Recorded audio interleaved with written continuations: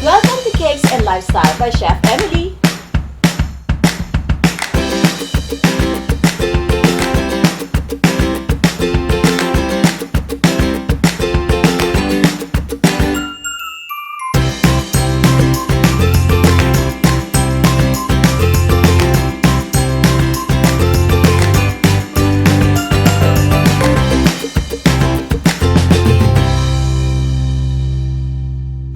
Welcome back sa aking YouTube channel. So maraming salamat ulit at we reach our 20,000 subscriber and still counting. At maraming salamat po. We have few more days to go so you can join our contest na pinost ko last time, which you may win a stand mixer or an oven. So today, another learning na naman po ang isi-share ko sa inyo.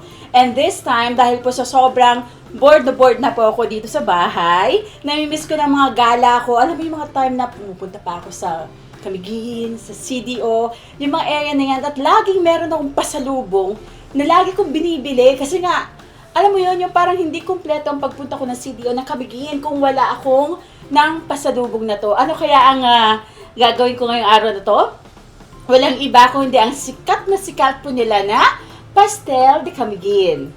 Ayan, tama po kayo. So, I'll be making my own version of Pastel de Camiguin, which Pastel de Camiguin is actually originated in Camuigin, of course, by the Agripina family. So, sila po yung mga unang gumawa po nito. It's actually like dinner roll na meron po siyang yema filling. But since the introduction of this pastel has been widely done all over the Philippines, nagkaroon na rin mga variation. Meron na rin ube flavor, at may durian na rin. At tikman ko na rin ang durian, which is napakasarap naman talaga. Hindi ko pala masyadong naaamoy yung durian, which is I really not a fan of the smell. But when I eat the durian, tuwang-tuwa naman ako kasi masarap talaga ang durian po nila. And for today, I'll be sharing to you the classic flavor or the classic, which is the yema filling. But I'll be giving to you also a version of the ube. So, yung ube po natin, you just have to add yung ating yema filling with our ube flavorade. Change the French vanilla into ube flavorade. And then, add at least 1/4 cup of ube halaya. So, handa na ba kayo na matutunan ng recipe nito? Tara, at umpisan na natin. Let's start by making our yema filling or our custard filling. So we have here 1 can of real condensed milk. So I'd use the cebon condensed milk, 5 egg yolks, 1 tablespoon of cornstarch, diluted in 1 tablespoon of water, and also our vanilla extract.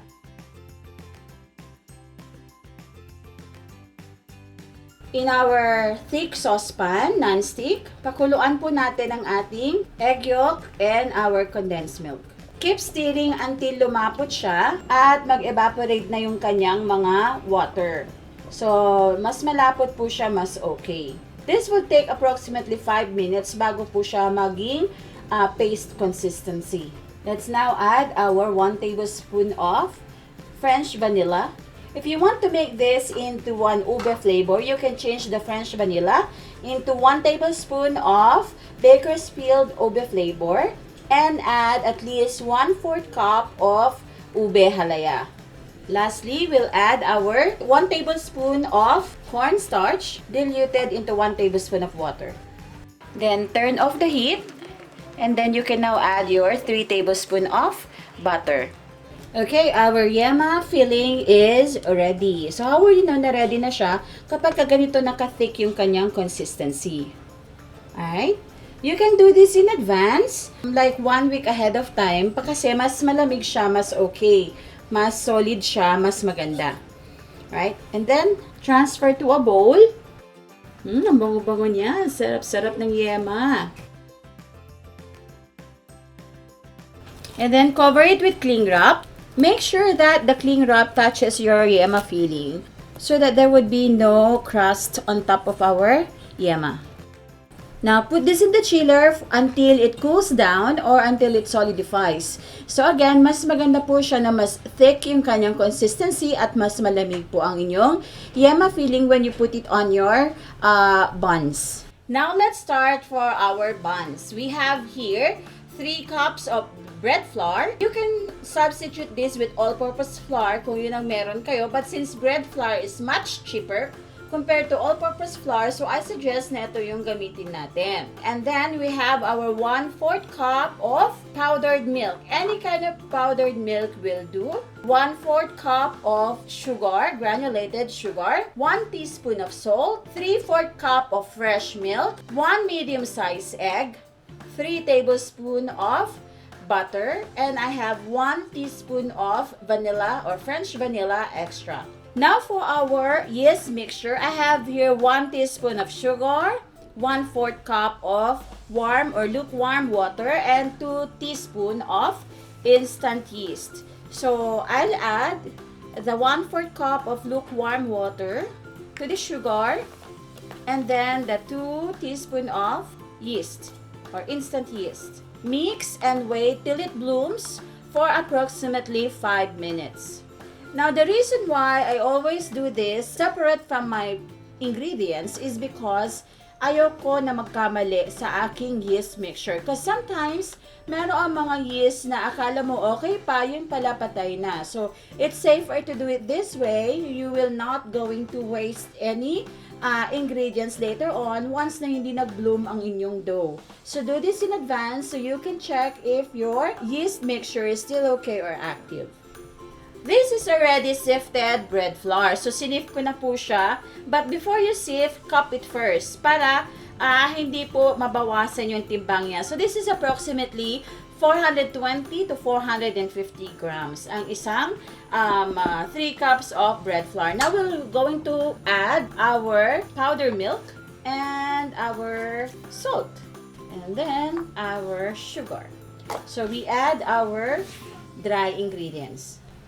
And for my liquid, I'll just add my 1 tablespoon of French vanilla extract and my 1 egg, my butter, and my bloom yeast.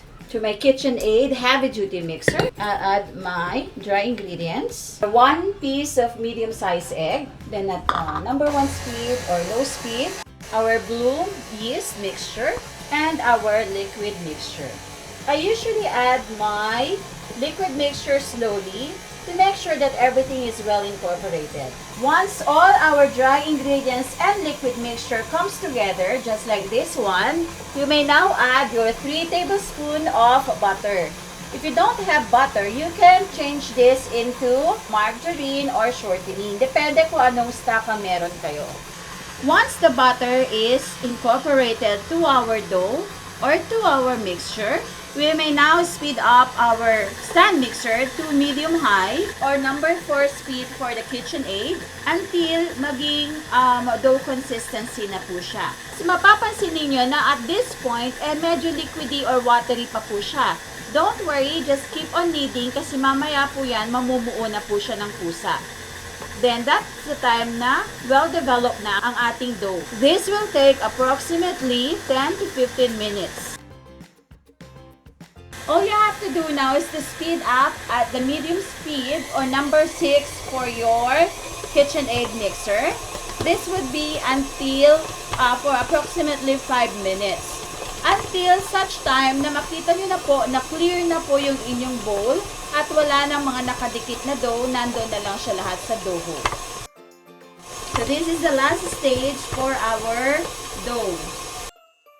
Okay, so kita niyo na po, makinis na po yung ilalim ng ating bowl. Ayan, so maganda na yung consistency ng ating dough ngayon. Tingnan niyo. See that? How smooth that is? Wow, ganda, di ba? So, if you still want to check the window pane, which is for me, it's not necessary anymore, okay lang naman, but you will see there. So, very nice, right? Rest this for approximately 20 minutes until it doubles in size or until makahinga yung dough natin. Alright, so after 20 minutes, ready na ang ating dough. So mapapansin po natin na medyo lumaki po siya. And pag tinusok natin yan, hindi na bumabalik yung ating butas sa gitna. So this is ready for us to cut. And usually ginagawa ko is titimbangin ko muna siya. So since this is approximately 720 720 grams, so eksakto po ito sa 24 pieces of buns. So 30 grams per dough.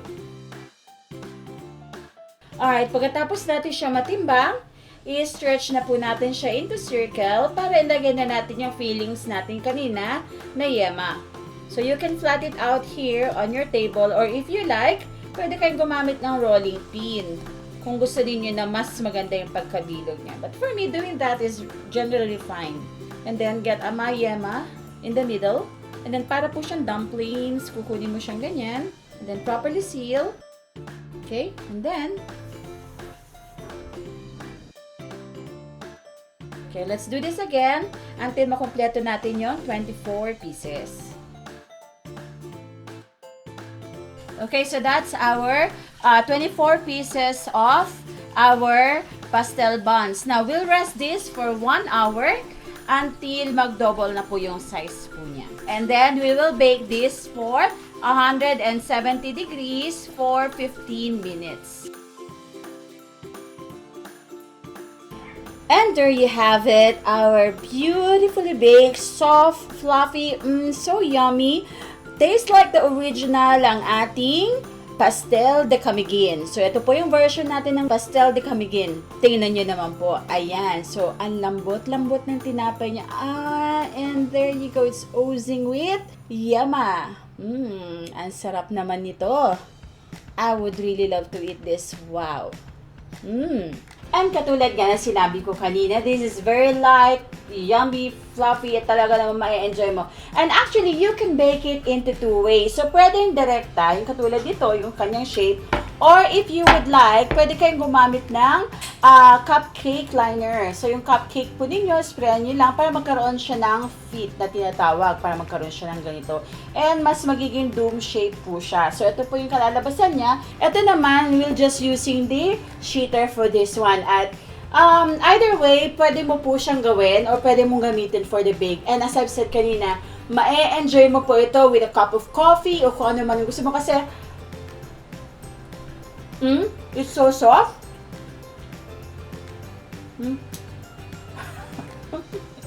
Hurry. That's the yema. If you'd notice, ayan po siya. Okay. Ayan ang itsura niya once you open the inside of your Pastel de Camiguin. At syempre, hindi ko kakalimutan ng taste test ko talaga.